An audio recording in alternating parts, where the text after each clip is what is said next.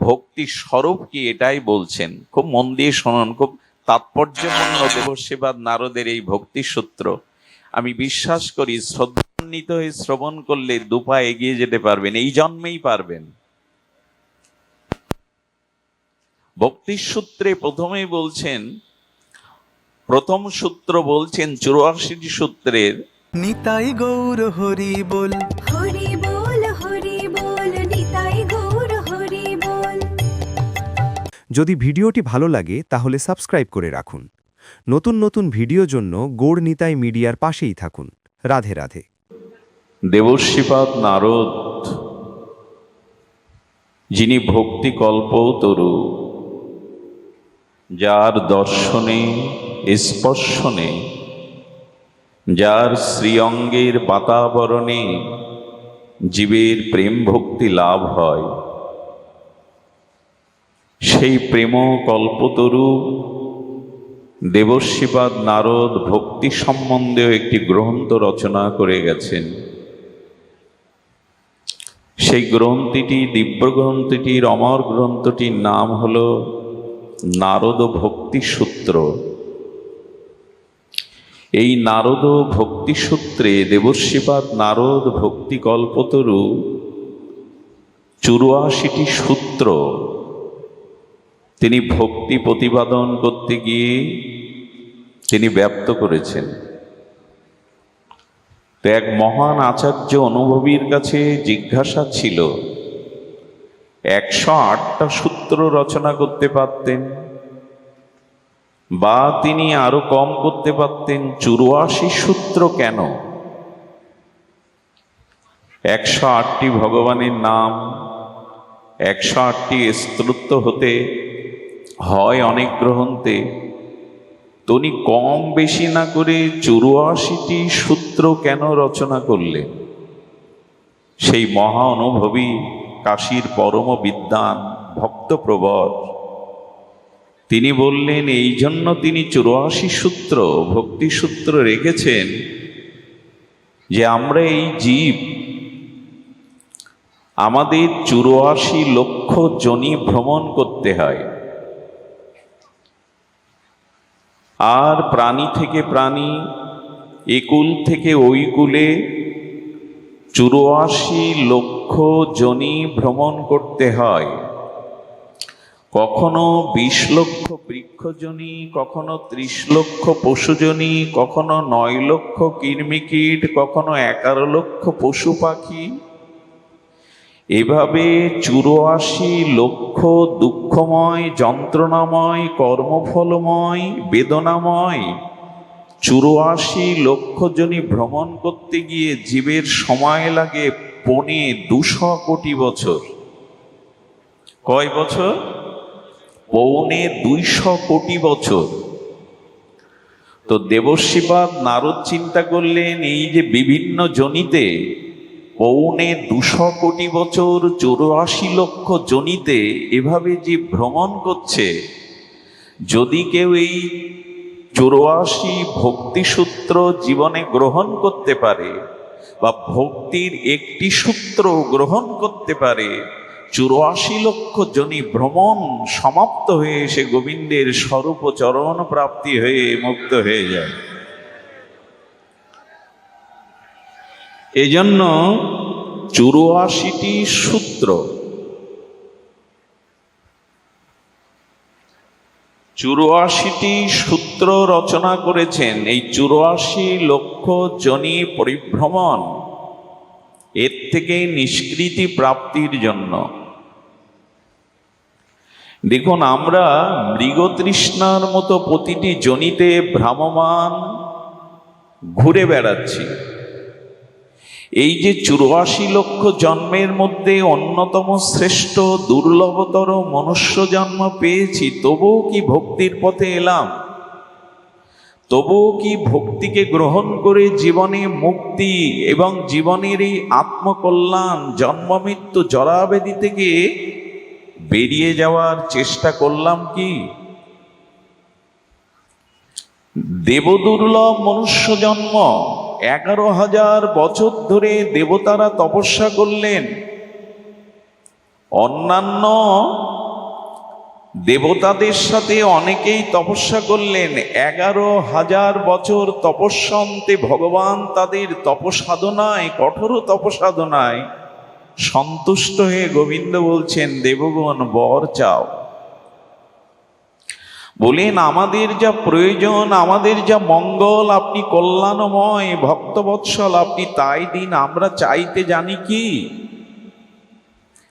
ভগবান প্রসন্ন হয়ে বললেন, পদ নাও। ধর্ম অর্থ কাম মোক্ষ নাও, মুক্তি নেবে, ধর্মকে নেবে, কামনা পরিপূরণ করবে। আর অর্থ তো স্বর্গে তোমাদের ঐশ্বর্য আছে। দেবগণ করজোরে 11,000 বছর তপস্যার পরে বললেন, ভগবান অর্থ ঐশ্বর্য তো আছে, এমনকি কামনা পরিপূরণের জন্য ভোগৈশ্বর্যের সমস্ত উপাদান স্বর্গে আছে। মন্দাকিনীর ধারা, অমৃত, মেনকা উর্বশীর নিত্য গীত, পারিজাত পুষ্পের সুগন্ধ, ওখানে কামনা পূরণও আছে। আর অর্থ ঐশ্বর্য তো দেবতারাই অন্যকে দেয়। আর মুক্তির কথা বলছেন, এই চারটি কোনোটাই চাই না। বলে তাহলে চাই কি আপনাদের? বলেন এই ভূখণ্ডে মনুষ্য জন্ম দাও, যাতে তোমার ভজন করে ভক্তি লাভ করতে পারি। 11,000 বছর তপস্যার পরে শ্রী ভগবানের দেওয়া বরে এরা ধর্ম অর্থ কাম মোক্ষ না চেয়ে মনুষ্য জন্ম চাইছেন। কারণ মনুষ্য জন্ম ব্যতীত ভজন সাধন করে ভগবৎ প্রাপ্তির ছাড়া অন্য কোনো পথ খোলা নেই। অন্য কোনো জনমে, অন্য কোনো শরীরে ভোগ হয়, ভজন হয় না। এমনকি দেবতাদেরও জন্ম ভোগজনই, কথা বলেন না, ভজন নাই। এই জন্য তারাও মনুষ্য জন্ম চাইছেন।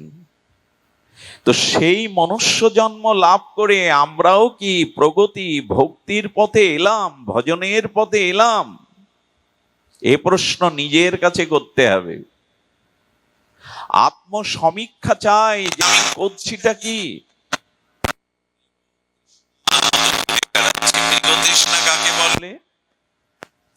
দেবর্ষিপদ নারদ এক শীতল বটবৃক্ষের ছায়ে বসে অন্তর্মনা হয়ে ভগবানের চরণ চিন্তায় রত। আর সেখানে ইতস্তত করতে করতে একটি হরিণী এলো, মৃগ এলো। মৃগ মানে হরিণী।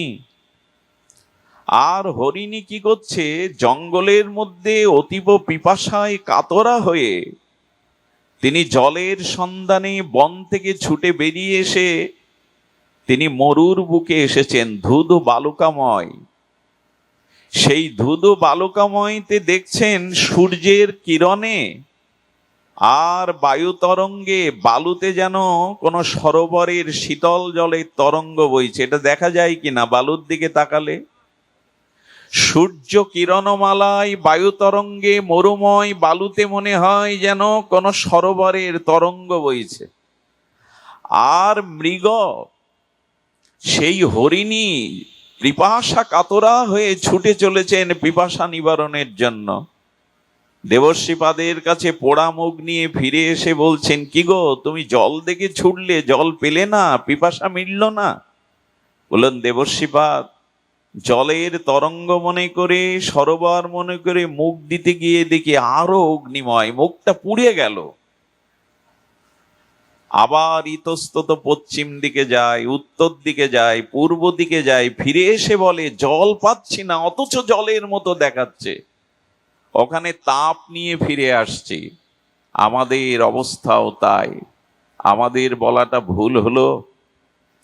যারা সদ্গুরুদেবের চরণাশ্রয় পূর্বক ভজন সাধন না করে মাদিশ অভজন জীবের মতো স্ত্রী পুত্রতে প্রবল আসক্তিতে, ভোগ ও সুখে প্রবৃত্তিতে বৃত্তিতে আসক্ত এ জাতীয় জীব সুখ পাবে মনে করে সংসারে ঘুরতে থাকে। এইবার সুখ পাবো, এই তো আমি সুখী হয়েছি, এই ধনী হয়েছি, এই রূপবান হয়েছি, এই ঐশ্বর্যবান হয়েছি, এই পদ প্রতিষ্ঠা পেয়েছি, কিন্তু শান্তি কোথাও পাই না। জল মনে করে আগুনে তাপে পুড়ে চলে আসে। এর মধ্যে শান্তি কে পেয়েছেন? চিরশান্তি? কেউ না। মনে করি শান্তি আছে, মনে করি সুখ আছে। ওই মৃগয়া যেমন মনে করে জল আছে, আমার তৃষ্ণা নিবারণ হবে, কিন্তু বালুতেই জলভ্রম হয়, মুখটা পুড়ে যায়।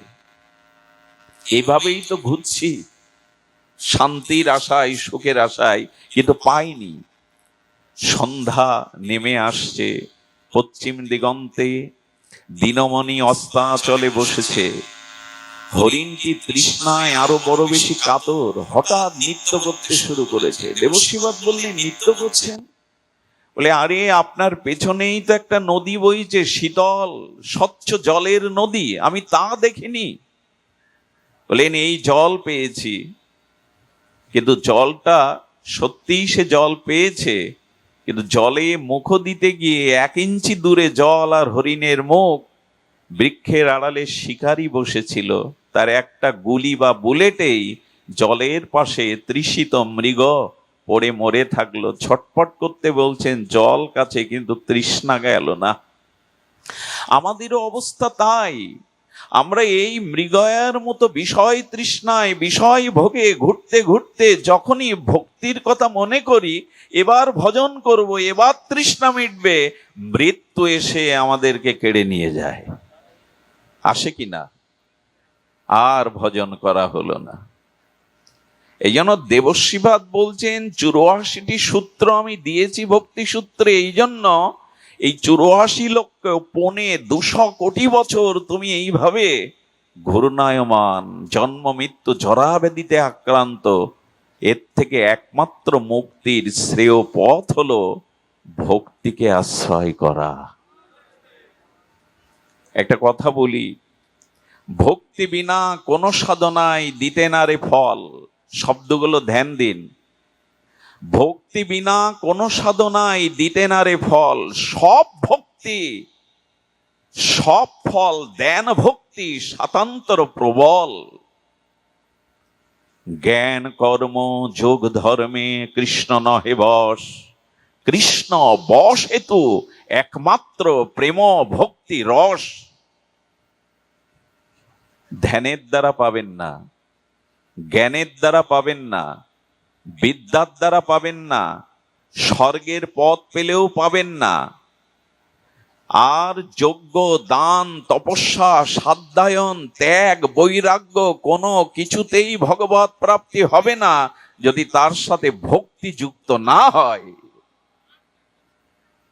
সব ফল দেন ভক্তি স্বাতন্ত্র প্রবল।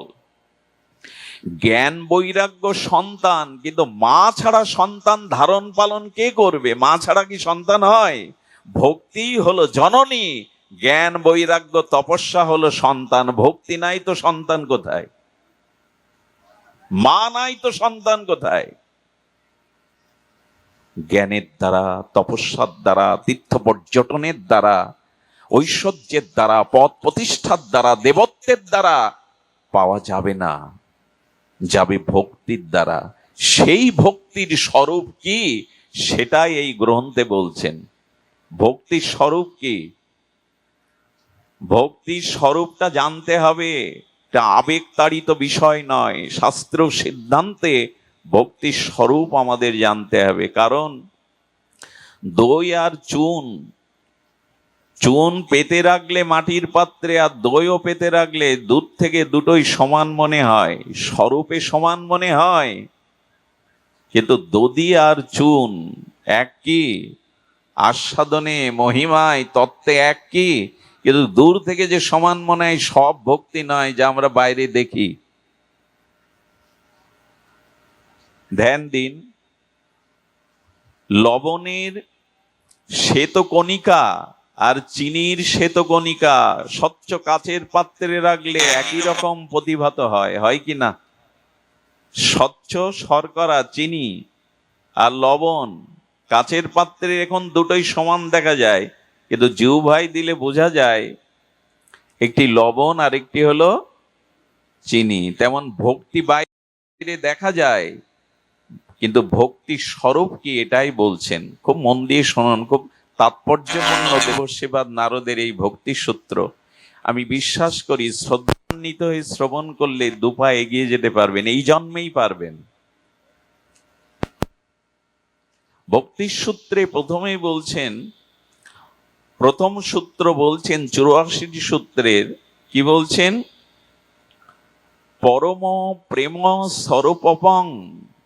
ভক্তি সূত্রের প্রথম সূত্র দেবশ্রীবাদ নার বলছেন পরম প্রেম স্বরূপকম। ভক্তি কি?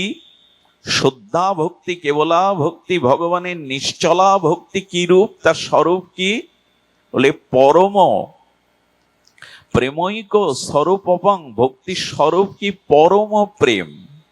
শুধু প্রেম না, পরম প্রেম। পরম প্রেম মানে ভগবানের অনন্য মমতা।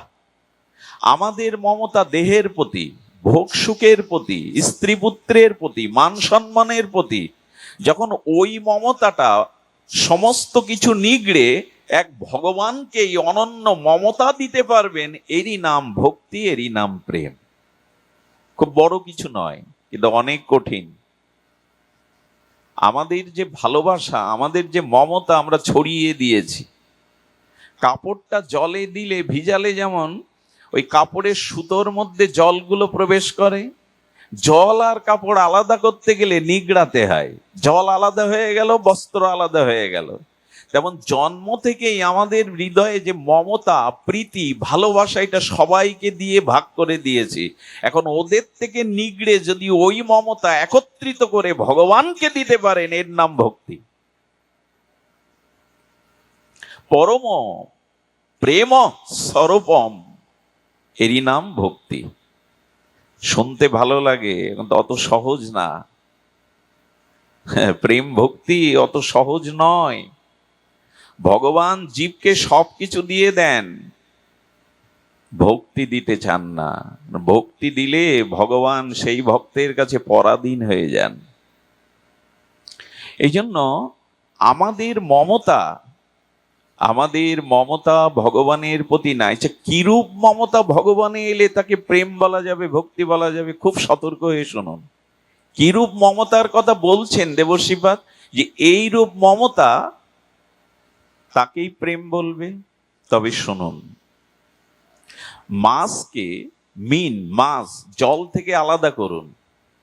জলে ফিরে যাওয়ার জন্য মাছটা যেভাবে ছটপটানি হয়, ছটপট করে, রাত দিন যদি ভগবানকে পাওয়ার জন্য লোক দেখানো না, অন্তরে এরকম ছটপট হয়, এর নাম মমতা।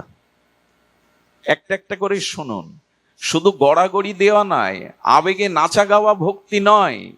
ভক্তির অঙ্গ কি না, 24 ঘন্টা ভগবানের জন্য জল ছাড়া মাছের মতো যে ছটপটানি। অনেক সাধনার পরে মা যদি কোলে সন্তান পায় আর লালন পালন করে যে 2-5 বছরের পরে ওই সন্তানটা হঠাৎ মারা যায়, কদিন ধরে ওই মায়ের যে ছটপটানি না, এরই নাম প্রেম। ওই রকম হলে তবে। আর কেমন? আর সাপের মাথায় মণি থাকে, আছে কিন্তু মিথ্যা নয়। সর্প মাথায় নাগরাজ মণি থাকে। ওই মণি হারিয়ে গেলে সাপটা, নাগিনী যেমন ছটপট করে, ভগবানের জন্য কারো হৃদয় যখন এরকম ছটপটানি হবে 24 ঘন্টা, এরই নাম ভক্তি। এটা মিলিয়ে নি তো আমরা, আমাদের কি হয়? এরই নাম ভক্তি। দুটো বক্তব্য দেওয়াটাই ভক্তি না। একটু আবেগে গড়াগড়ি দিলাম, এটাই ভক্তি না। আর কি? বাছুরটাকে, দুগ্ধপোষ্য বাছুরটাকে বেঁধে রেখে মা গাভীকে রাখাল নিয়ে যাচ্ছে। ওই সময় বাছুরটার মায়ের সাথে যাওয়ার, গাভীর সাথে যাওয়ার যে ছটপটানি, এমন যদি ভগবানের প্রতি হয়, তারই নাম ভক্তি। এরই নাম ভক্তি। ওই যে বাছুরটা মা নিয়ে যাচ্ছে রাখাল, ছোট্ট বাছুরটা যেমন ওইরকম করে ব্যাকুল হয়। আর ভক্তি কি? ওই যে বাসাতে ডিমে তা দিতে দিতে পাখিটা অনেক দিন ধরে তা দিতে দিতে ডিমটা ফেটে গেছে। ওর থেকে একটা শাবক, পাখির ডিম থেকে পাখির শাবক বেরিয়েছে।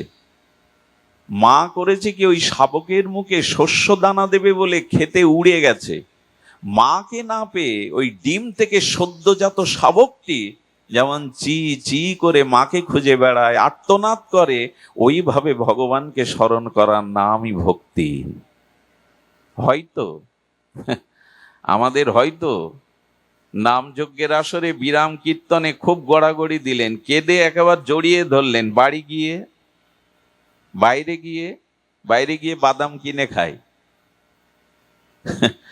যে মাটা গড়াগড়ি দিল, মনোহারি দোকানে গিয়ে চুরি ফিটি আয়না নখ পালিশ কিনে বাড়ি যায়। অত সোজা?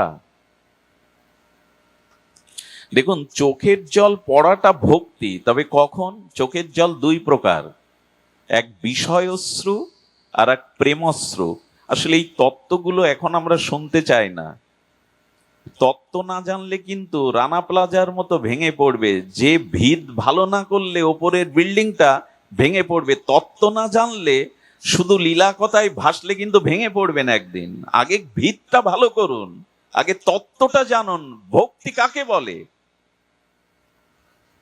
চোখের জল ফেললেই তাকে ভক্তি বলে তা নয়, জল দুই প্রকার। আচ্ছা, অন্য নদীর যারা গঙ্গা জল এক প্রকার মনে করেন কি আপনি? একটু কথা বলুন, মনে করেন? ইসামতির জল আর গঙ্গা জল এক নয়। কারণ গঙ্গা জল ঘরে রাখুন, 2 বছরেও পোকা হবে না, দূষিত হবে না। অন্য নদীর জল এনে দেখুন। আমাকে একজন প্রশ্ন করেছিল, এই কাল কোলাহলের দিনে, এই দূষণের দিনেও গঙ্গা জল এত পবিত্র থাকে কি করে, এর রহস্য কি? ওতে তো আমরা ফিটকিরি বা অন্য কোনো মেডিসিন দেই না। এর রহস্য কি জানেন? গোমুখ থেকে, যেখানে গঙ্গা উৎসভূমি গোমুখ, ওই গোমুখে ওখানে অনেক ঔষধি অমৃত বৃক্ষ আছে। গঙ্গা ওই বৃক্ষের ছোঁয়া, ঔষধি অমৃতের বৃক্ষের ছোঁয়া নিয়ে আসে। আর গোমুখের ওখানে অনেক যোগী ঋষিমুনিরা তপস্যা করছে, ওদের তপস্যা, ওদের তেজটা, তপস্যার তেজটা গঙ্গা জলে মিশে যায়। আর উনি আসছেন তো ভগবান শিবের জটা থেকে, ওটাও বা কম পবিত্র। এই জন্য এই কোলাহলের দিনে, দূষণের দিনেও গঙ্গা অতি পবিত্র। এই জন্য চোখের জল যখন পড়ে, একটা হলো বিষয়শ্রু আর একটা হলো প্রেমাশ্রু। বোঝা গেল? একটা হলো বিষয়শ্রু, কেমন জানেন?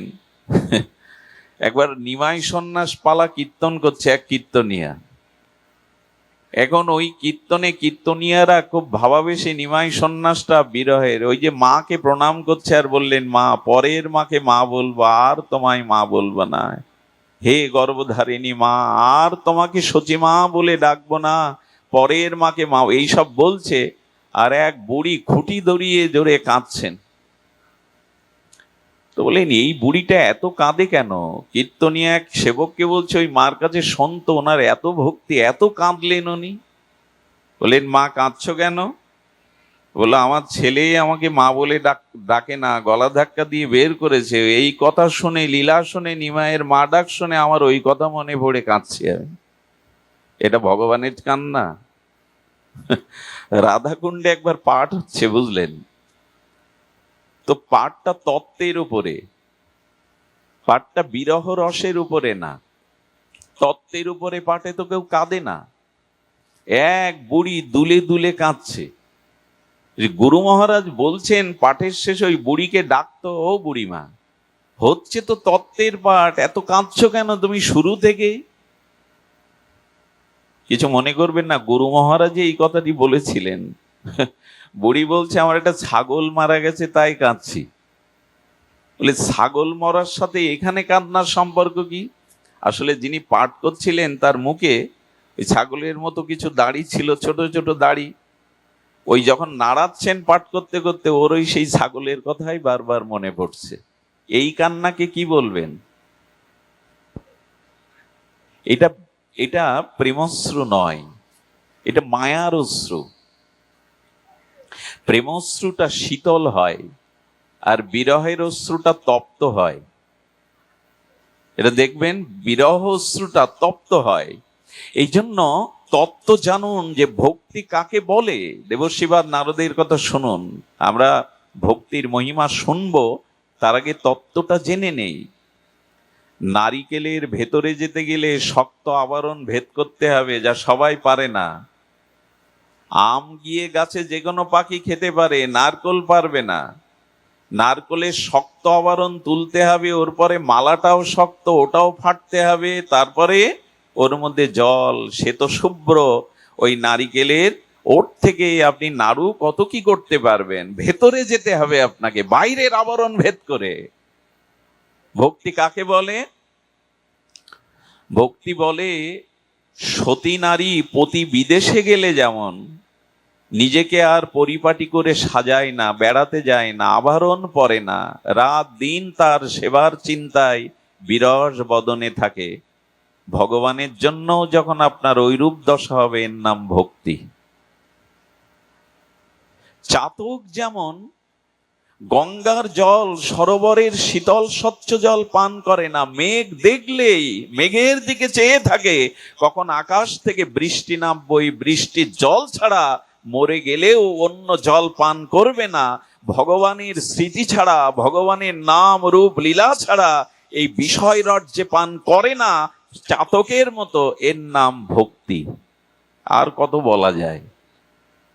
এইগুলোই ভক্তির লক্ষণ। যদি এমন হয়, শুনুন, এই ভক্তি পরম প্রেম রূপম, এই ভক্তি পরম প্রেম রূপম। দ্বিতীয় সূত্রে বলছেন ভক্তি অমৃত স্বরূপম। ধ্যান দিন, কোলাহল করবেন না, একটু ধ্যান দিয়ে শুনুন। ভক্তি কি বলেছেন? অমৃত স্বরূপম। ভক্তি কেমন? অমৃত স্বরূপ। তবে স্বর্গের অমৃত নয়, মোক্ষ অমৃত নয়, এই অমৃত আলাদা কিছু বৈশিষ্ট্য আছে। ভক্তি কি বললাম আমরা? দেবশিবাদ নারদ বলছেন ভক্তি অমৃত স্বরূপম। অমৃত, এই অমৃত এমন অমৃত যে জগতে এটি যদি কেউ পান করে তার অন্য তৃষ্ণা থাকে না। দেহভোগের তৃষ্ণা, বিষয় তৃষ্ণা তার নিবারণ হয়ে যায়। রামকৃষ্ণদেব বললেন, ওরে যে চিটে গুড় খাচ্ছে তাকে ভালো গুড় দাও, যে ভালো গুড় খাচ্ছে তাকে শর্করা চিনি দাও, ওটা ফেলে এটা নেবে। যে চিনি পাচ্ছে তাকে ভালো সীতা মিশ্রি দাও, ও চিনি ফেলে মিশ্রি নেবে। যে মিশ্রি পাচ্ছে তাকে তুমি টাটকা মধু দাও, মধু পেলে চিটে গুড় আর কেউ পান করবে না। তেমনি ভক্তি এমন অমৃত, এই যদি একবার কেউ পেয়ে যায়, এই জগতে আর রূপ যৌবন বিষয় ভোগের রস কেউ পান করতে চাইবে না। সেই অমৃত আস্বাদন আমাদের হয়তো, যে অন্য তৃষ্ণা, অন্য কিছু তৃষ্ণা থাকবে না। আরে টাটকা উৎকৃষ্ট আস্বাদ্য মধু পেলে চিটে গুড় কে পাবে? তো ভক্তি অমৃত স্বরূপম। আর এই অমৃত পেলে কি হয় জানেন? আর আপনার অন্য ক্ষুধা তৃষ্ণা থাকবে না। আর এই অমৃত পেলে ওখান থেকে পতন হবে না। কি করে বোঝাই বলুন তো? খুব মার্মিক কথা। পতন হবে না। 1 মিনিট, কারেন্ট এসছে, দিয়ে দাও, তাড়াতাড়ি করো বাবা।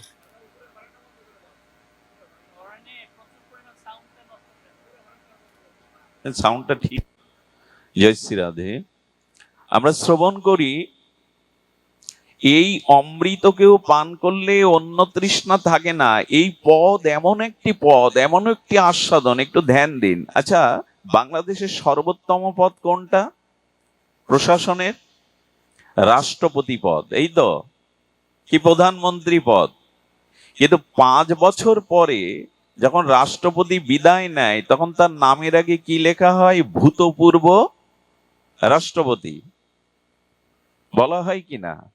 5 বছর পর প্রধানমন্ত্রী নির্বাচনে হেরে গেলে তার নামের আগে একটা বিশেষণ দেওয়া হয়, ভূতপূর্ব প্রধানমন্ত্রী। 5 বছর পর এই পদ থাকে না। অবশ্য দেশের সর্বোত্তম পদ। ভগবান বলছেন, দেবশ্রীপাদ নারদ বলছে, ভক্তি যদি কেউ লাভ করতে পারে ওই পদ আর কেউ কেড়ে নিতে পারে না, কারো সাধ্য নেই ওই পদ তাকে কেড়ে নেবে। পৃথিবীতে অনেক রকম পদ আছে, রাষ্ট্রপতি মহামহোদয়, প্রধানমন্ত্রী, কালেক্টর, কত রকম পদ আছে, ডিসির পদ, এটা সব সময় থাকে না। আরো দুর্দশা দেখুন আমাদের পশ্চিম বাংলায় 15টা বছর যিনি শাসন করেছেন আমাদের সেই মমতা ব্যানার্জি, আশ্চর্য দেখলাম, লাইভে দেখছি উনি যাচ্ছেন আর সব চোর চোর বলছে ওনাকে।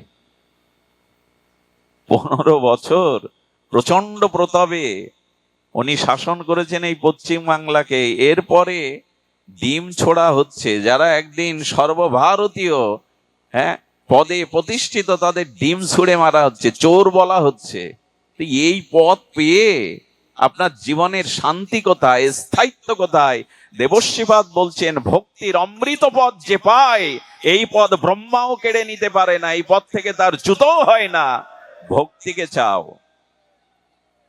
আরে বড় পদ পাওয়ার পরে কি হয় জানেন? ভোট আসলে যাকে দিয়ে সে জুতো পালিশ করাতো তার ভোটটাও চাওয়ার জন্য হাত জোড় করে। আরে এত যদি এখনই নিচে নামবে তো ওই পদ পেয়ে হলোটা কি তোমার?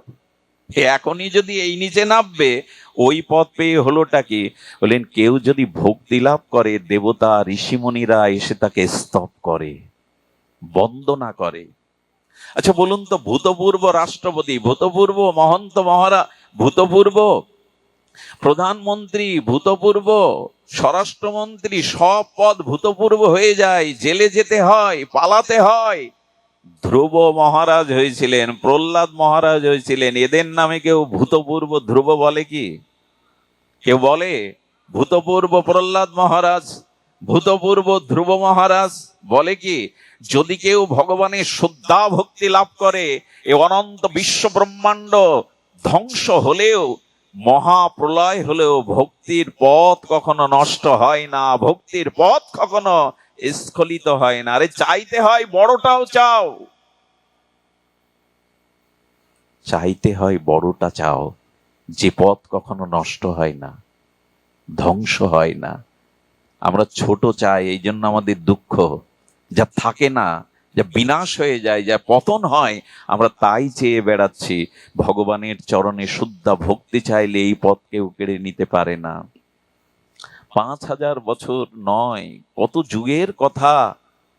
এখনো প্রহ্লাদ মহারাজ প্রহ্লাদ মহারাজই, ভূতপূর্ব বলবে না কেউ, কেউ বলবে না। মহাপ্রভু বললেন, ভক্তি যদি থাকে তবে তুমি অগ্রগণ্য। এই জগতে কার খ্যাতি হয়? দেখুন, এখানে এত মানুষ এসেছেন, এত তাপ প্রবাহ, আমাকে দেখতে কেউ আসেননি, কারণ আমাকে দেখবার মতো কোনো বৈশিষ্ট্য নাই। আমার বিদ্যা শিক্ষা, বাইরের রূপ জৌলুস কিচ্ছু নাই। বলে, তাহলে এসেছেন কেন? বলে, তোমাকে দেখতে আসিনি, তোমার কোনো মহিমা নেই, তবে এসেছি কেন জানো? তোমার মুখ দিয়ে গুরুদেব দুটো ভক্তির কথা, ভজনের কথা বলছে বলে এসছি। তোমার এই চেয়ারে বসবে, তোমার চেহারা দেখবো, এই জন্য আসিনি তো আমরা। আমাদের খেয়ে দিয়ে কাজ নেই, এসেছি তোমার মধ্যে দুটো গোবিন্দের গুণগাথা, রাধারানীর মহিমার কথা প্রকাশ হচ্ছে। তাই সম্মান কে পায় জগতে, খ্যাতি কে পায় জগতে? যদি ভক্তি লাভ করতে পারেন, ওই পথ কেড়ে নিতে পারবে না কেউ। আরে ধ্রুব মহারাজ জঙ্গলে তপস্যা করছে, মা সুনীতি দেবশ্রীপাদ নারদকে বলছেন, আমার খোকা বেঁচে আছে তো? হিংস্র জীব জন্তু, বাঘ ভাল্লুক, সাপাত সংকুল হিংস্র প্রাণীর মধ্যে আমার ধ্রুব বেঁচে আছে। বললেন, মা, অচ্যুত ভগবানের চরণ চিন্তায় যে রত হয়, গিয়ে দেখো ব্রহ্মা শিব দুর্গা তাকে পাহারা দিচ্ছে, তার ক্ষতি যাতে কেউ না করতে পারে। ভক্তিটাকে গ্রহণ করুন, এই পথ থেকে চ্যুত হবে না কেউ। সুধীবৃন্দ, এই জন্য শাস্ত্র বলেছেন যে দেখো, ভক্তি হলো, আর এই ভক্তি কেমন? দেখুন, ভক্তির সূত্র বলছি আমরা। এই ভক্তি সূত্রটা একটু যদি আপনার হৃদয়ে গেঁথে যায়, আপনি ভক্তিই চাইবেন। সেই ভক্তির একটি বিশেষণ দিয়েছেন সর্বোপাধি বিনির্মুক্তং, সর্বোপাধি বিনির্মুক্তং। কেমন? ভক্তি যদি চাও উপাধি চেয়েও না, আমি বড় বক্তা, আমি বড় গায়ক, আমি বড় পণ্ডিত, এই উপাধি চাইলে ভক্তি হবে না। সুধীবৃন্দ আরো ধ্যান দিন, কি বলছেন? সর্বোপাধি বিনির্মুক্তং তৎপরেন নির্মলম। চিত্তটা নির্মল হবে। নির্মল মানে ময়লা নাই, ওই চিত্তের মধ্যে কোনো বাসন, ভগবানকে আনন্দ দেওয়া ছাড়া, ভগবানকে সুখ দেওয়া ছাড়া নিজের কোনো চাওয়া পাওয়া থাকবে না। এরে বলে উপাধি শূন্য, নির্মল। আহা, ভক্তির সূত্রে কি বলছেন? আর কি বলছেন? কৃষ্ণ সুখৈক তাৎপর্য, ভগবান কিসে সুখ পাবে, আনন্দ পাবে, এই চেষ্টা যার মধ্যে আছে, আত্মসুখ প্রবঞ্চনা মানে নিজ সুখের বাসনা যার মধ্যে নাই, তাকে বলে ভক্তি। আমরা নিজের সুখের তালে ব্যস্ত, ভগবানের কিছু সুখ হয়, সেই চেষ্টা যখন যার মধ্যে আসবে, নিজ সুখেও নিজ ভোগের বাসনা যখন দূর হবে, তাকে বলে ভক্তি। সর্বোপাধি বিনির্মুক্তং তৎপরেন নির্মলম। কৃষ্ণ সুখৈক তাৎপর্য, এরে বলে প্রেম, এরে বলে ভক্তি। যদি ভগবানের সুখের জন্য সমস্ত আচ্ছা, আপনি এখানে বসেছেন, হরিকথা আপনার কানে গিয়ে কর্ণ রসায়নামৃত আনন্দ পাচ্ছেন হৃদয়ে। ভক্তি কাকে বলে জানেন? এই শ্রবণ করে যে আনন্দ পাচ্ছেন, সেটাও মনে মনে বলবেন, এই আনন্দটাও রাধারানী আমি তোমাকে দিয়ে দিলাম, আমি ভোগ করব না, এরই নাম ভক্তি। আমি বসে বসে শ্রবণ করে যে আনন্দ পাচ্ছি, এই আনন্দটা ভোগ না করে তোমায় দিয়ে দিলাম। অর্থাৎ নিজ সুখের বাসনা না রেখে ভগবানকেই সুখ তাৎপর্যে ভালোবাসার নাম হলো ভক্তি। আর আমাদের হয়েছে, তবে হওয়ার সম্ভাবনা আছে। মহাপ্রভু নিতাই চাঁদের কৃপায় এই যুগে ভক্তি সুলভ। ভক্তি দুর্লভ বটে, কিন্তু ভক্তি সুলভ। কেমন সুলভ? বলে কৃষ্ণ ভক্ত সঙ্গ করি, কৃষ্ণ ভক্ত অঙ্গ হেরি, শ্রদ্ধান্বিত শ্রবণ। এই দেখুন কেমন সুলভ। ঠাকুর মশাই ছিল নরোত্তম ঠাকুর দাস মহাশয়, বলছেন এক কাজ করো, এই ভক্তি যদি পেতে চাও তাহলে এক কাজ করো, কৃষ্ণ ভক্ত অঙ্গ হেরি। শব্দগুলো নিশ্চয়ই ধ্যান দিয়ে শুনছেন, এত কষ্ট করে এসেছেন। পাখার বাতাস না হলেও চলবে মা, গায়ের গরমটা লাগুক, হৃদয়ের জ্বালা জোড়াক। অনেকেই পাখা টানছেন, অসুস্থ থাকতে পারেন, থাকলে ঘামলে পাখা টানতে পারেন, কিন্তু বলি আকাশ থেকে 7 দিন যদি একটানা বৃষ্টি হয়, আপনাকে যদি ঠান্ডা ঘরেও ঢুকানো হয়, মনের জ্বালা হতে যাবে না, সংসারের ত্রিতাপ জ্বালা যাবে না। আরে বাইরে তাপ লাগে লাগুক, হরিকথা ভেতরের জ্বালা জোড়ায়। হরিকথা তব কথামৃতম তপ্ত জীবনম, এই জীবনের অভিশাপ তাপ এটা জুড়িয়ে দেয় হরিকথা। এই যে বাইরের দিকে দৃষ্টি দিতে গেলে ভেতরের তাপ যায় না। আর একটা কথা বলি, 2-4টে টাকা রোজগার করার জন্য মাথের ঘাম পায়ে ফেলতে হয় সারাদিন। 500 টাকার জন্য একজন দিনমজুর খাটে এই প্রখর রৌদ্রে। গোবিন্দের জন্য যদি গায়ের একটু ঝাম ঝরে, ঝরুক না। আর এই দেহ তো একদিন পুড়াবে। জ্যান্ত থাকতেও কারেন্টে শর্ট দেবে, থেরাপি দেবে, যদি দেহে আমার ক্যান্সার আসে। জয় রাধে, যেভাবে ছিল রাখো। বলছেন এই জ্যান্ত দেহেই পুড়িয়ে দেবে, থেরাপি দিয়ে দেবে। আমি বলছি কি, বাইরের দেহ সুখের কথা ভুলে গিয়ে কি বলছে? কৃষ্ণ ভক্ত অঙ্গ হেরি। একবার ধ্যান দিন, ভক্তের দিকে তাকিয়ে হরি কথা শুনতে হবে। বলো তাকাবো কেন? চোখ বুজে শুনলে হবে না, তোমরাও তো চোখ বুজে বলো শোনো। বলে না, মাঝে মাঝে তাকিও। তাকালে কি হয় জানেন? যিনি ভজন করেন, যার ভিতরে বিশুদ্ধ ভক্তি, নির্মল ভক্তি আছে, তার চোখের দিকে, অঙ্গের দিকে তাকালে ওই ভক্তি কণুকা রোগ বীজাণুর মতো সংক্রামিত হয়ে তোমার মধ্যেও প্রবেশ করবে। কৃষ্ণ ভক্ত অঙ্গ হেরি। আহা, ভক্তির পথ বলছেন ঠাকুর মশাই, কৃষ্ণ ভক্ত হতে হবে।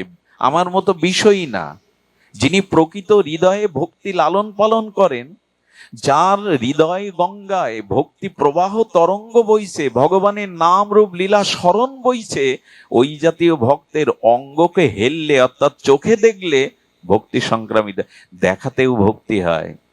আচ্ছা, কুদৃশ্য দেখলে মনের ভিতরে ওই কুদৃশ্যের প্রভাব পড়ে না? একটা কথা বলবেন। যন্ত্রে পত্র পত্রিকায় কুদৃশ্যগুলো দেখলে মনে প্রভাব পড়ে কিনা? কুদৃশ্য যদি দেখলে মনে প্রভাব পড়ে, ভগবানের বিশুদ্ধ অনুরাগী প্রেমিক ভক্তের দিকে চাইলে মনে ভক্তির প্রভাব পড়বে না? চাইতে হবে।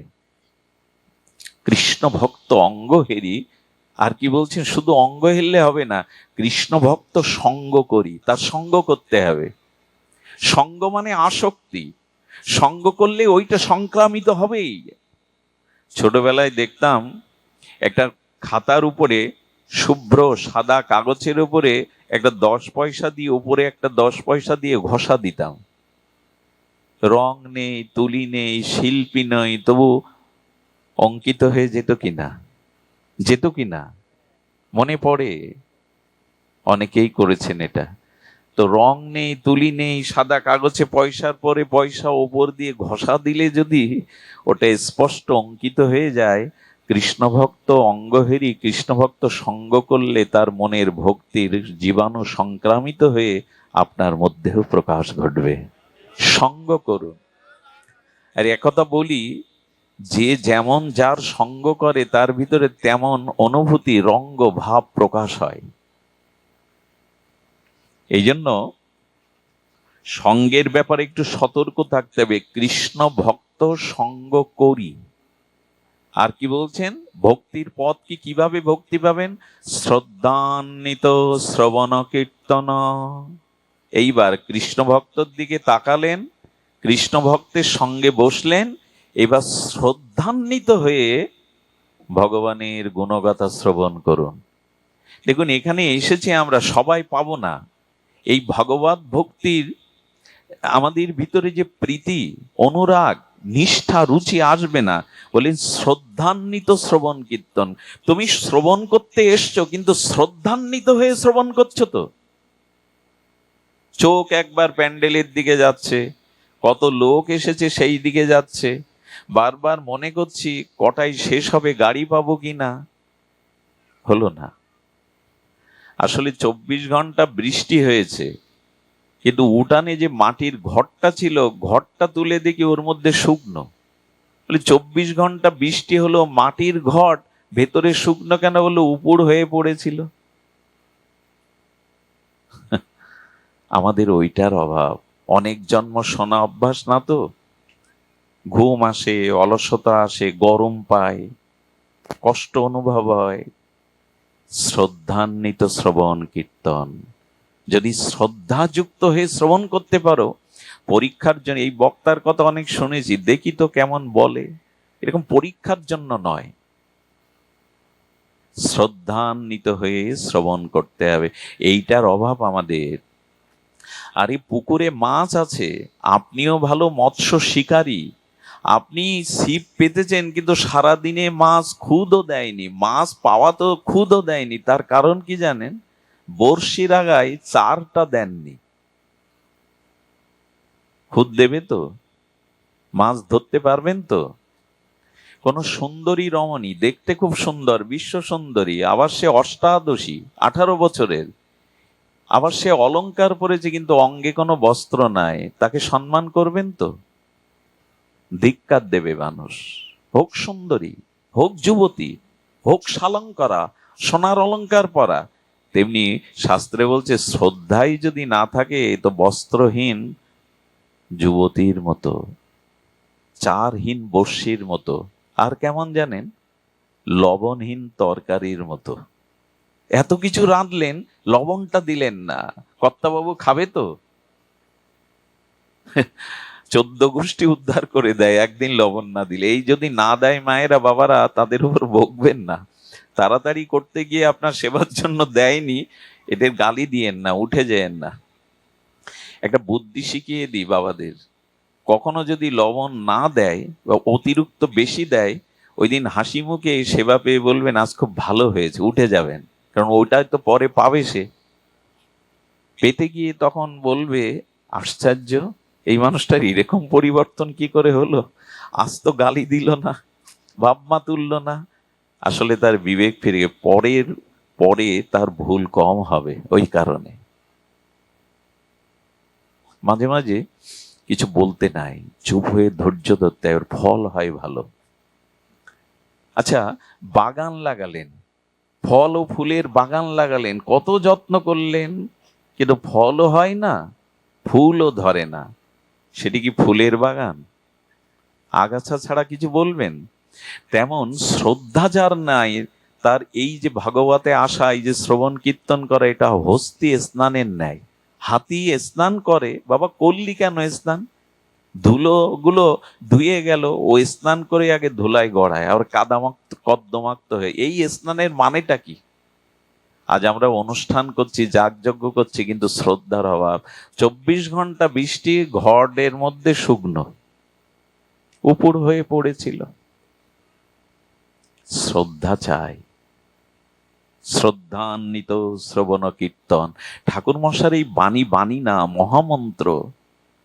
শ্রদ্ধা নিয়ে হরিকথা শ্রবণ কীর্তন করো, একদিনের হরিকথায় তোমার প্রেম প্রাপ্তি হয়ে যাবে। যদি বিশুদ্ধ শুদ্ধ ভক্তের মুখে ভগবত শ্রবণ করতে, নাম লীলা গুণাদিনে নাং মুখনাং ভাষণাম কীর্তনাম, সেই শুদ্ধ ভক্তের মুখে হরিকথা কীর্তন। একটা জিনিস বলি, অবৈষ্ণবের মুখে, অশুদ্ধ ভক্তের মুখে হরিনাম হরিকথা ক্রিয়াশীল হতে কোটি জন্ম লেগে যাবে, হবে না। একজন বলছি কি, পাপী যদি আগুন জ্বালায় আর পুণ্যবান যদি আগুন জ্বালায়, দুটোই তো পুড়বে। তা আমি পাপী হতে পারি, আমার হরিকথা পাপী কি এরকম আগুন পাপী আগুন ক্রিয়া করবে না কেন? এরকম যুক্তি দেয় আবার অনেকেই। কথা বুঝতে পারছেন? আমি পাপী, আমি আগুন জ্বেলেছি, আপনি পুণ্যবান, আপনিও আগুন জ্বেলেছেন, আগুনের ধর্ম তো সমান। তা আমি আচরণ করি আর না করি, আমি বৈষ্ণব হই আর না হই, ভক্তি না, তা আমার হরিকথা তো হরিকথায়। এই যুক্তি খণ্ডন করবেন কি করে? আবার কি বলে জানেন, আমি পাপী হতে পারি, কিন্তু আমি যে দুধটা আপনাকে দিচ্ছি সেই দুধটা তো ভালো। বলে দুধ উৎকৃষ্ট বটে, কিন্তু আপনার অজান্তে ওই দুধে যদি বিষাক্ত সাপ এঁটো করে দেয়, ওই দুধ খেলে বলকারক হবে, পুষ্টিকারক হবে?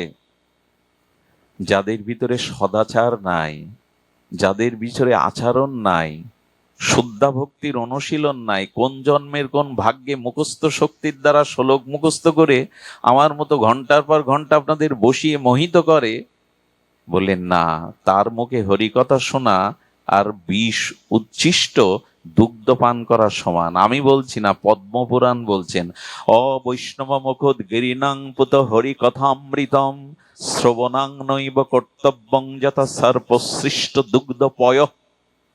পদ্মপুরাণ বলছেন, সাপে উচ্ছিষ্টকারী দুগ্ধটা বলকারক হবে না, ক্ষতিকারক হবে ওটা যদি পান করো।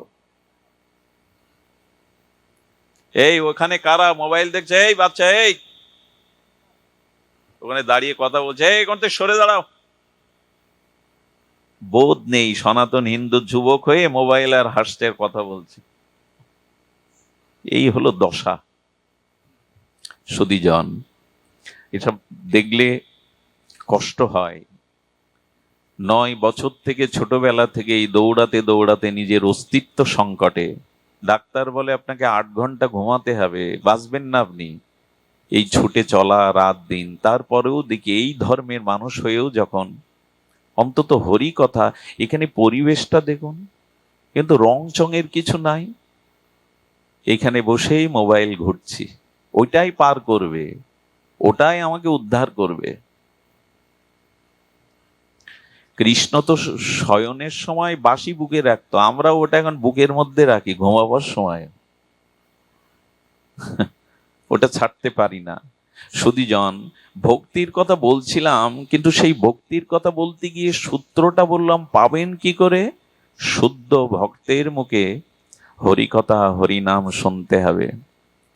যারা নাম যজ্ঞ করেন বা যারা হরিনাম কীর্তন প্রচার করেন নাম যজ্ঞে, অনুরোধ করব, যদি বলেন পায়ে ধরতে ধরবো গলা কাপড় দিয়ে, একটু শুদ্ধ আচরণশীল হন, না হলে আপনাদের এই নাম কাজ করবে না, এই নাম ক্রিয়া করবে না। সুর ভালো লাগবে, বাঁশি বেহালার সুর ভালো লাগবে, ওই 2 ঘন্টা গেয়ে নেচে গাইয়ে ভালো লাগবে, ভক্তি হবে না যদি আপনারা নিজেরা আচরণশীল না হন। আশ্চর্য হতে হয়, কিছু মনে করবেন, অনেক মায়েদের দেখি নাম কীর্তনের দলে হাত ভর্তি নখ। যাদের হাতে নখ আছে বলা হয় রাক্ষসী সভ্যতা, রাক্ষসদের এইগুলো থাকে, ভক্তদের থাকে না। এই নখের একটা অংশের ভাগ যদি কোনো জলে পড়ে, ওই জল ভগবত সেবার অনুপযোগী। নখ হলো বিষাক্ত বস্তু। একটা শুকনো ঘার ওপরে আপনি নখের আঁচড় দেবেন, ওইটা ঘা কেটে বেরোবে। নখ যার আছে, কোনো না কোনো দিন কোনো হিংসা তার দ্বারা, ওই নখের দ্বারা হবেই হবে। কারণ শৃগাল, কুকুর, বিড়াল যারা অন্য প্রাণীকে শিকার করে ছিঁড়ে খায়, এদের দেখবেন সুসালু নখ থাকে, গাভীর থাকে না, ঘোড়ার থাকে না। ঈশ্বর সৃষ্টি বুঝেছে। নখ হাতে নখে পালিশ দিয়ে উঠে বলে, তোমার আপত্তি কোথায়, একটু দেখাই তো ভালো। বলে, ভালো দেখাবার জন্য না, ওইটা বৈদিক সংস্কৃতি না। কাকে বোঝাবেন? আর আমরাও কমিটিরা খুব ভালো বুঝি, যজ্ঞ দিতেই হবে। যজ্ঞ দিয়ে, আমি পাঠে একবার বলেছি, এক জায়গায় 64 বছরের যজ্ঞে পাঠ করতে গেছে আমি অধিবাসে। 64 বছর ধরে যজ্ঞ হচ্ছে যশোরের এক জায়গায়। আমারই বলছেন কি, আপনাকে একটু সেবা নিতে হবে বাবা পাঠের পরে। বললো, কোথায় নেব? এই গ্রামে প্রসাদ ভোজি কে? বললো, প্রসাদ ভোজি কেউ নেই, একজন নিরামিষ খায়। নিরামিষ কোনো বিষয় না, ওটাকে সাত্ত্বিক বলতে হবে। নিরামিষ কোনো শব্দ নাই, ওটাকে বলতে হবে সাত্ত্বিক খাদ্য, প্রসাদ না, ভগবানকে দিয়ে পায় না। বলুন, 64 বছর যজ্ঞ করলেন, অথচ এই গ্রামে কাউকে জাগাতে পারলেন না যে ভগবানকে দিয়ে একটু প্রসাদ পাবে। 64 বছরের যজ্ঞ। দয়া করে যথার্থ পথে ফিরে আসুন, এগুলো করুন। নামযজ্ঞই কলিযুগের যুগ ধর্ম। তবে সৎ আচরণশীল যারা, তাদের দ্বারা না হলে ফলের ফল কিচ্ছু হবে না। এই জন্য শুদ্ধভাবে করুন, যেটুকু করুন শুদ্ধভাবে করুন। দেখুন, শুদ্ধ সাধু সঙ্গ ছাড়াও হরিনাম হরিকথা ফলবতী হতে বিলম্ব হয় না এক প্রকার। কেমন জানেন? সাধু সঙ্গ ছাড়া দেবতাও আপনাকে রক্ষা করতে পারবে না। এই কথাটি হৃদয়ে লিখে নিন, দেবতাও আপনাকে রক্ষা করতে পারবে না। একটা দৃষ্টান্ত নিন ভাগবতের। নহুষ, কি নাম বললাম? নহুষ। উনি একবার দেবরাজ ইন্দ্রের পদ পেয়েছিলেন। দেবরাজ ইন্দ্র মানে স্বর্গের অধিপতি যিনি, ওই পদ পেয়েছিলেন। ওই পদ পেয়ে দেবরাজ ইন্দ্রের পত্নী শচীর দিকে কুদৃষ্টি দিয়ে বলেছিলেন, তুমি আমার হও। দেবতার আসন পেয়েও শচীর মতো সতীর দিকে কুদৃষ্টি গেল, আর সেই ঋষির অভিশাপে অজগর সাপ হয়ে পৃথিবীতে আসতে হলো। রক্ষা পেল দেবতা হয়েও? সাধু সঙ্গ না হলে আপনি দেবতার পথ পেলেও স্খলন হবে আপনার। আরো একটা কথা বলি, বুক কাঁপে কথাটা বলতে গিয়ে, কিন্তু এখানে অনেক মরমী ভক্ত আছেন, এ কথাটা বলতে গিয়ে কণ্ঠকে চেপে ধরে, তবু বলছি, সাধু সঙ্গ ব্যতীত ভগবানও আপনাকে রক্ষা করতে পারবে না। প্রমাণ নিবেন? চলুন ভাগবতে। বৈকুণ্ঠের দ্বারপাল ছিল জয় বিজয়। বৈকুণ্ঠের দ্বারী, ভগবানের দ্বারপাল হওয়া বৈকুণ্ঠের সহজ কি? তারাও ভগবানের মতো 4 হাত রূপ তাদের। ভগবানের দ্বারী জয় বিজয় সাধারণ নয়, কিন্তু সাধুকে অপমান করে দিল। সনক সনন্দ সনাতন সনত কুমার এই সাধুদের অপমান করে দিল যে তোমাদের ভেতে দেব না এই অবস্থায়। তাতে যে অভিশাপ দিল, ভগবান রক্ষা করতে পারলো না ওদের। রাক্ষস হতে হলো, অসুর কুলে জন্মাতে হলো। হিরণ্যকশিপুরকে, রাবণকে, কুম্ভকর্ণকে স্বর্গের জয় বিজয়, ভগবান ও দ্বারপালকে রক্ষা করতে পারলো না সাধু অবজ্ঞার জন্য। শুদ্ধ ভক্ত সঙ্গ করুন। হরে গড়ে ঘোলে অম্বলে ঘোলাতে গেলে সব শেষ। আজকাল বিজ্ঞাপনের যুগ, যার যত বেশি বিজ্ঞাপন তাকে আমরা বড় সাধু মনে করিনি। এটা সোজা না।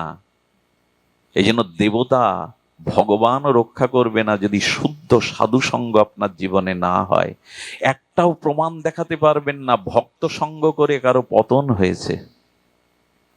শুদ্ধ ভক্ত সঙ্গের দ্বারা আজ পর্যন্ত কারো পতন হয়নি।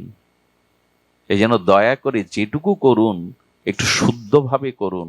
শ্রদ্ধান্বিত শ্রবণ কীর্তন, এই শব্দটাই মনে পড়ে গেল। যা কিছু করুন শ্রদ্ধার সহিত করুন, আর শ্রদ্ধাটা সাধু সঙ্গে ছাড়া আসবে না। কারণ যার যে সঙ্গ করে তার মনোভাব তার মধ্যে প্রকাশ হয়ে পড়ে। এখন বলি ভক্তি স্বরূপ জানলাম না, মাত্র 2টো সূত্র বলেছি, 84টা সূত্র, এইগুলো শুনতে হয়। আমি ভক্তির এইবার আগে বললাম স্বরূপ, এবার ভক্তির লক্ষণ বলি। বেশিক্ষণ সময় নেব না, আপনারা অনেক দূর দূরান্ত থেকে আর এখানে তাপ প্রবাহে কষ্ট পাচ্ছেন, তবু বলি ভক্তির স্বরূপ বললাম, ভক্তির লক্ষণ শুনুন, এটা আপনাদের একটু ভালো লাগবে। আমি তো শুষ্ক, আমার ভিতরে দর্শন বা তত্ত্ব নাই, সরসতা নাই, এই জন্য আপনাদের কষ্ট দিলাম। তবে আসুন এবার সরসে ফিরে আসি। কারণ মেঘ দেখেছি, এবার বৃষ্টি হলেই তো তাপ যাবে, কৃষক আনন্দ পাবে, মৃত বৃক্ষ সজীব হবে, প্রাণীকুল আনন্দ পাবে, কৃষকের মুখে হাসি ফুটবে।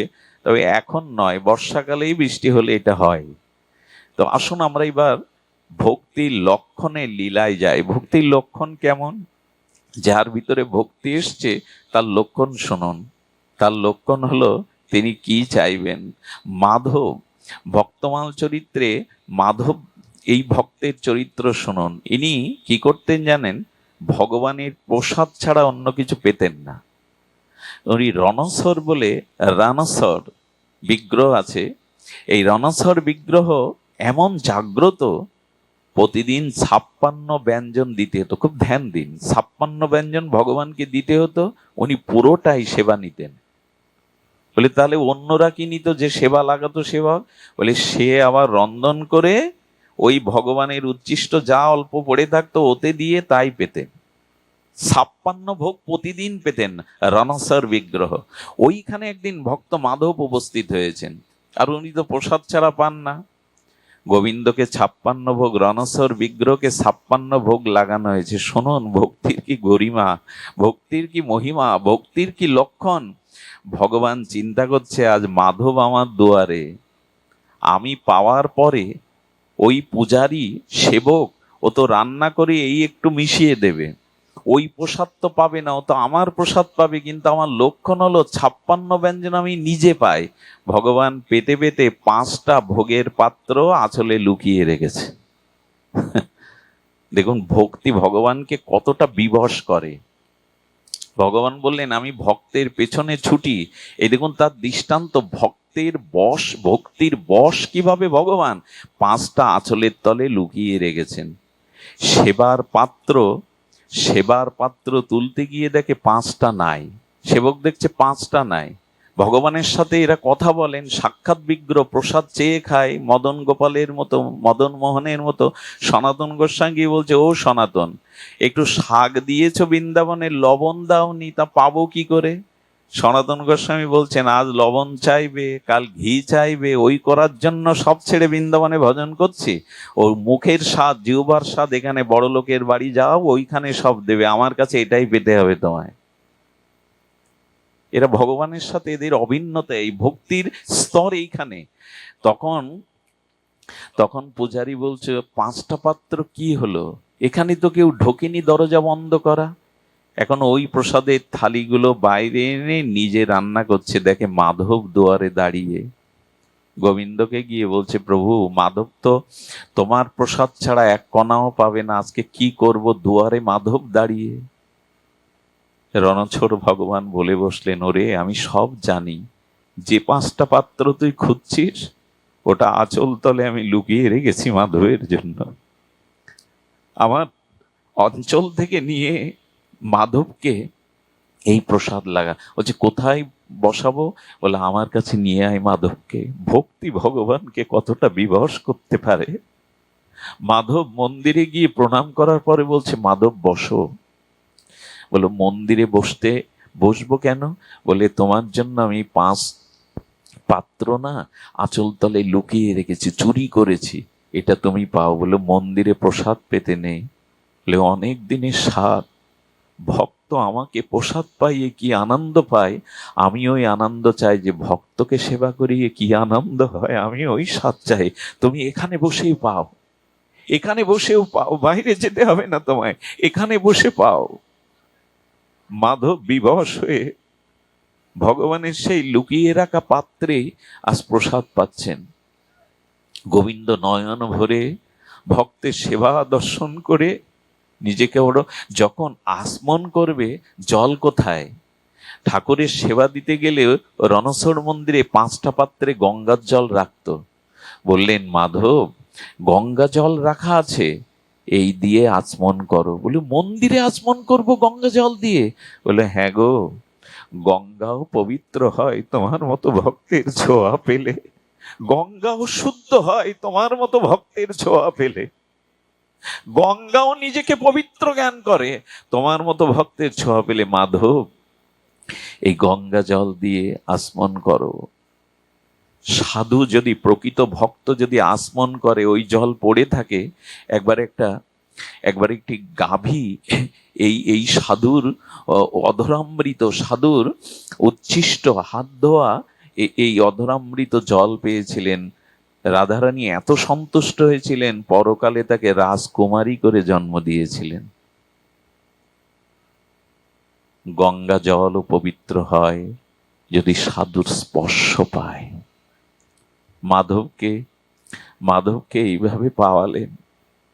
আর ভক্তের এই জন্য আর একজন চুরি করেছিলেন, মনে আছে? মাধবেন্দ্র পুরীপাদ। ইনি ভগবান তাকে আদেশ করেছিলেন, ওগো বড় তাপ লাগছে বৃন্দাবনে। ব্রজে জানেন উত্তরপ্রদেশের তাপ 50 ডিগ্রি 52 ডিগ্রি উঠে যায়, বড় তাপ লাগছে। বিগ্রহ বলছে, ও মাধবেন্দ্র, পুরী থেকে একটু কর্পূর আর চন্দন ঘষে আমাকে একটু শীতলতা দাও না। ওই বৃদ্ধ বয়সেই চলেছেন রেমুনাতে গেছেন মাধবেন্দ্র পুরীপাদ। রেমুনাতে গোপীনাথের বড় মহিমা। 108টা করে ক্ষীর দেয়া হয় খলিতে করে, এই পাত্রে করে 108টা পাত্র ক্ষীর দেওয়া হয়। সেই গোপীনাথের ক্ষীরের বড় মহিমা মাধবেন্দ্র পুরীপাদ অযাচক বৃত্তি কারো কাছে চেয়ে পায় না। বসে বসে কীর্তন করছে, নাম করছে, আরতি দর্শন করছে, নিত্যগীত করছে। রাত দুপুর বেলা বসে আছে, সারাদিন কিছু পাওয়া হয়নি, কারণ চেয়ে তো পায় না। কি বলবো আপনাদের, এই রেমুনাথে যাবেন, পুরীর পথে যেতে গিয়ে রেমুনাথে একবার যাবেন। গোপীনাথ কি করেছে জানেন? জানে আমার মাধবেন্দ্র কারো কাছে চাইবে না, এই জন্য 1 খুলি ক্ষীর প্রসাদ আঁচল তলে লুকিয়ে রেখেছে। ভগবানও চুরি করে ভক্তের জন্য, এটা চৌরি বলা যায়। ওইটা চুরি করে রেখে দিয়েছেন। এই জন্য তার পর থেকে ওই বিগ্রহের নাম কি হয় জানেন? ক্ষীর চোরা গোপীনাথ। এর পর থেকে তাকে বলা হয় ক্ষীর চোরা গোপীনাথ। ওই থেকে উপাধি পেল ভগবান। ক্ষীরটা লুকিয়ে রয়েছে। মধ্যরাত্রে, রাত্র দ্বিপ্রহরে পূজারীকে এসে বলছেন, গোপীনাথ ওগো ওঠো, আমার মাধবেন্দ্র পুরী বৃক্ষতলে বসে রয়েছে, সারাদিন সে কিছু পায়নি। বলে প্রসাদ তো বিতরণ হয়ে গেছে, এখন তাকে কি পাবো? বলে একটা আমি চুরি করে বসন্তলে রেখেছি, যাও ওটা ওকে দিয়ে এসো, এটা ওকে দিয়ে এসো। সুধীবৃন্দ, মধ্যরাত্রে উঠে স্নান করে মন্দির দুয়ার খুলে দেখে আঁচলের তলে একটি ক্ষীরের পাত্র ভগবান নিজে লুকিয়ে রেখেছেন। আছাড় খেয়ে বলছে, সারা জীবন তোমায় সেবা করলাম, সারা জীবন তোমায় পূজা করলাম, কই এমন কৃপা তো আমি পাইনি। কে এমন ভক্ত তোমার যার জন্য তুমি চুরি করেছো গোপীনাথ? সেই ক্ষীর মাথায় করে নিয়ে মধ্যরাত্রে বলছে, কে ভাগ্যবান, কে তুমি মাধবেন্দ্র পুরীপাদ, কি ভাগ্যবান তুমি, আজকে গোপীনাথ তোমার জন্য প্রসাদ বসন্তলে চুরি করেছে, কে তুমি, দেখা দাও। বলে এই মধ্যরাত্রে আমার নাম ধরে কে ডাকে, কেন খুঁজছো সেই পাপীকে? বলল, তুমি মাধবেন্দ্র? প্রসাদ দেখে চরণে লুটিয়ে পড়ে বললেন, এই দেখো গোবিন্দনাথ, তোমার জন্য 1 খুলি ক্ষীর চুরি করে রেখেছে, আদেশ দিয়েছে আমায় তুমি পাও। চোখে জল ভরে গেল। এই অভাগার জন্য তোমার এত চিন্তা, নিজে চুরি করে বসন্তলে রেখে দিয়েছো। পূজারি প্রণাম করে চলে গেল, ক্ষীরের পাত্রটা আঁচলে বেঁধে একটুখানি পেয়ে চলে গিয়েছিল রাত্রে। কেন জানেন? এই ঘটনা যদি কাল প্রভাতে প্রচার হয়ে যায়, আমাকে এসে সব প্রণাম করবে যে ভগবান যার জন্য চুরি করেছে রাত্রেই পলায়ন করলেন, এই হলো ভক্ত, সে সম্মানের কাঙাল না। চরণধুলি লোক কাড়াকাড়ি করবে, সম্মানের ভয়ে পড়ি গেল পলাইয়া। আর আমরা সম্মান পাওয়ার জন্য সামনে পা বাড়িয়ে দেই। ভক্ত কেমন হবে না, সম্মানের কাঙাল হবে না, সম্মানটাকে পেছনে ফেলে বরঞ্চ পালাবে। আচ্ছা, পালালো তাতে কি সম্মান কমলো? পরের দিন সকালে যখন এইটা প্রচার হয়ে গেল, ওখানের মাটি আর ছিল না, সবাই গায়ে মাখতে লাগলো, সম্মান তো আরো বেড়ে গেল। ভক্ত সম্মান চাই না, কিন্তু সম্মান কি ভক্তকে ছাড়ে? পেছনে দৌড়ায় সম্মান, পেছনে দৌড়ায় ভক্তের পেছনে। সুধীজন, ভক্তির এমন মহিমা,